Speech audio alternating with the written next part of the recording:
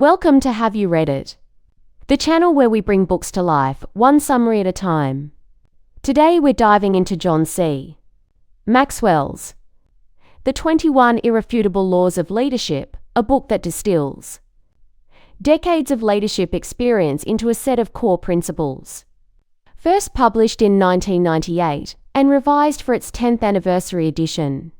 This book explores the fundamental laws that govern leadership, offering insights into how individuals can become effective leaders and positively influence others. Maxwell emphasizes that leadership is not about titles or positions, but rather about influence, integrity, and the ability to inspire and guide others toward a common goal. This book is valuable because it provides a practical framework for understanding and applying leadership principles in various contexts, whether in business, ministry, or personal life. Maxwell's approach is both accessible and actionable, making complex concepts easy to grasp and implement. What makes this book unique is its focus on character and service as the foundation of leadership. Maxwell argues that true leadership is rooted in integrity, empathy, and a genuine desire to add value to others. By following these laws, leaders can cultivate trust, build strong relationships, and create a positive impact on their teams and organizations. Are you ready to learn these essential laws and elevate your leadership potential? Let's get started. Let's summarize the key ideas from the 21 Irrefutable Laws of Leadership. According to Maxwell, the journey to becoming an effective leader is about understanding and applying these principles in your life and work. The first law is the law of the lead, which suggests that leadership ability determines a person's level of effectiveness. Maxwell illustrates this with the story of the McDonald brothers, who, despite having a great business concept, were limited by their leadership abilities, while Ray Kroc, with stronger leadership skills, transformed McDonald's into a global empire. Maxwell notes that to increase effectiveness, improving leadership skills is more impactful than merely focusing on personal success. Then, there's the law of influence, emphasizing that true leadership is influence, nothing more, nothing less. Mother Teresa is presented as an example who, despite her small stature, wielded immense influence and effected change on a global scale. Maxwell distinguishes leadership from management, entrepreneurship, knowledge, and position, noting that influence is earned, not assigned. Next up is the law of process, which explains that leadership develops daily, not in a day. Anne Schreiber, who amassed a fortune through long-term investment, demonstrates the power of consistent daily effort. Maxwell outlines 5 phases of leadership growth: not knowing what you don't know, knowing you need to know, knowing what you don't know, growing and showing, and simply going because of what you know. The fourth is the law of navigation, highlighting that it takes a leader to chart the course. The story of Roald Amundsen and Robert Falcon Scott's expeditions to the South Pole illustrates this law, contrasting Amundsen's careful planning with Scott's poor navigation, which led to disaster. Drawing on past experiences, examining conditions, listening to others, and balancing faith and facts are crucial for effective navigation. Then we have the law of addition, emphasizing that leaders add value by serving others.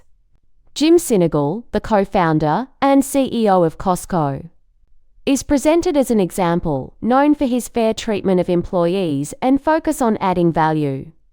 Maxwell argues that the bottom line in leadership isn't how far we advance ourselves, but how far we advance others. The sixth is the law of solid ground, highlighting that trust is the foundation of leadership. Trust is built through competence, connection, and character, and leaders must consistently demonstrate these qualities to maintain influence. An example of Robert McNamara's actions during the Vietnam War illustrates how a breach of trust can undermine leadership. The seventh is the law of respect, emphasizing that people naturally follow leaders stronger than themselves. Harriet Tubman, who led hundreds of slaves to freedom, is presented as an example, overcoming numerous obstacles through her courage and determination. The qualities that garner respect include natural leadership ability, respect for others, courage, success, loyalty, and adding value to others. Next, we have the law of intuition, highlighting that leaders evaluate everything with a leadership bias. They possess an innate sense of what to do, using a combination of facts, instinct, and intangible factors to make decisions. Steve Jobs and General H. Norman Schwarzkopf are given as examples of leaders who rely on intuition to navigate complex situations. Then there's the law of magnetism, emphasizing that who you are is who you attract. Leaders attract people with qualities similar to their own, whether positive or negative. The story of Robert E. Lee and the Confederate Army illustrates how leaders draw others who share their values and characteristics. The 10th law is the law of connection, highlighting that leaders touch a heart before they ask for a hand. George W. Bush's response after 9/11 is contrasted with his actions following Hurricane Katrina, to show the importance of connecting with people on an emotional level. Frederick Douglass and Ronald Reagan are given as examples of leaders who are able to connect with both audiences and individuals. The next law is the law of the inner circle, highlighting that a leader's potential is determined by those closest to him. Lance Armstrong's success is attributed to his strong team, emphasizing that no one does anything great alone. The importance of selecting individuals with influence, complementary gifts, strategic positions, and a positive impact is underscored. The 12th law is the law of empowerment, emphasizing that only secure leaders give power to others. Henry Ford's reluctance to empower others is contrasted with Henry Ford II's initial efforts to bring in strong leaders, illustrating the benefits of empowerment. Reasons for failing to empower others include the desire for job security, resistance to change, and lack of self-worth. Then we have the law of the picture, highlighting that people do what people see. Easy Company's success in World War II is attributed to leaders who led by example, such as Dick Winters. This involves being visionary, practical, and modeling the desired behavior for followers.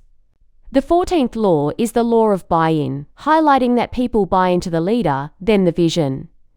Mahatma Gandhi's ability to inspire a nation to passively protest is presented as an example, demonstrating that people follow leaders they trust and believe in. It is essential to build credibility and trust with followers before attempting to sell them on a vision. The next law is the law of victory, emphasizing that leaders find a way for the team to win. Winston Churchill's determination during World War II, Nelson Mandela's fight against apartheid, and Michael Jordan's drive to lead his basketball team to victory are given as examples. The key components for victory include unity of vision, diversity of skills, and a leader dedicated to raising players to their potential. The 16th is the law of the Big Mo, highlighting that momentum is a leader's best friend. Pixar's journey from a struggling company to an animation powerhouse is used to illustrate how momentum can transform an organization. Momentum exaggerates success, makes leaders look better, helps followers perform better, is easier to steer than to start, is a powerful change agent, is the leader's responsibility, and begins inside the leader. Then there's the law of priorities, emphasizing that leaders understand that activity is not necessarily accomplishment. Effective leaders prioritize their efforts, focusing on the most important tasks and delegating or eliminating less critical ones. Jack Welch's restructuring of General Electric and John Wooden's meticulous planning of basketball practices are presented as examples of the effective use of priorities. The 18th law is the law of sacrifice, highlighting that a leader must give up to go up. Martin Luther King Jr.'s sacrifices during the Civil Rights Movement and Condoleezza Rice's career choices are used to illustrate how leaders must often give up personal comforts and opportunities for the greater good. Key aspects of sacrifice include its connection to success, the greater sacrifices asked of leaders, the ongoing need for sacrifice, and the higher cost at higher levels of leadership. The next law is the law of timing, emphasizing that when to lead is as important as what to do and where to go. The mishandling of Hurricane Katrina by leaders at various levels is contrasted with the successful actions of Winston Churchill during World War II, illustrating the critical importance of timing. Only the right action at the right time results in success. Finally, there's the law of legacy, emphasizing that a leader's lasting value is measured by succession. Leaders must be intentional about their legacy, choosing who will carry on their vision, living out their values, and ensuring a smooth transfer of leadership. Mother Teresa's lasting impact is presented as an example of a legacy built on service and leadership development. Alright, let's condense this wealth of knowledge into actionable takeaways. Leadership is influence. It's not a title, it's your ability to impact and guide others. Character matters. Integrity is non-negotiable. Without it, you won't build lasting trust. Serve to lead, add value to others, and you'll naturally gain influence. Growth is essential. Leadership isn't a destination. It's a continuous journey of learning and improvement. Empower others. Secure leaders give power away, fostering growth and loyalty. Put these into practice, and you'll not only lead more effectively, but also create a legacy that extends far beyond your immediate reach.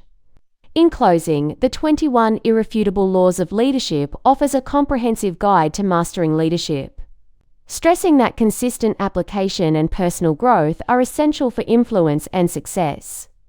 Maxwell's insights encourage not just learning the laws, but embodying them to create a lasting impact. Remember, leadership isn't about position, but about positively influencing those around you. As you reflect on these laws, consider how you can integrate them into your daily life, both personally and professionally. True leadership begins with self-awareness and a commitment to serving others, paving the way for success and leaving a legacy of significance. Apply these principles and you'll not only enhance your own leadership abilities, but also inspire those around you to achieve their full potential. By embracing these laws, you can transform your approach to leadership, create a positive impact, and leave a legacy of influence and inspiration. Remember, effective leadership is a journey of continual growth and service, shaping not just your success, but the success of those you lead. These laws are not just theoretical concepts, but actionable principles that can be integrated into your daily life, transforming your approach to leadership and fostering a culture of growth and achievement. So take these lessons, put them into practice, and watch as your leadership skills and your positive impact on the world reach new heights. Thanks for watching. Make sure to give this video a thumbs up and hit that subscribe button so you never miss our next book dive.